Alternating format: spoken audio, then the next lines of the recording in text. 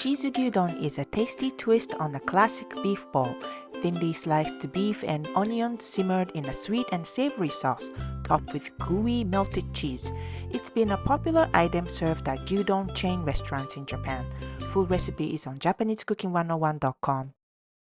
Let's get started. Slice onion thinly, grate ginger root, and cut the thinly sliced beef in 2-inch width.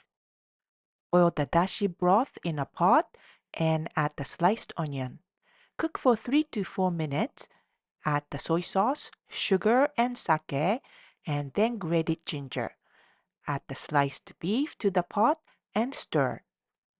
Cook for a couple of minutes, then top with the cheese. Cover with a lid and turn off the heat, and let it simmer for a minute or two until the cheese is completely melted. Pour the meat mixture over rice and top with some pickled red ginger.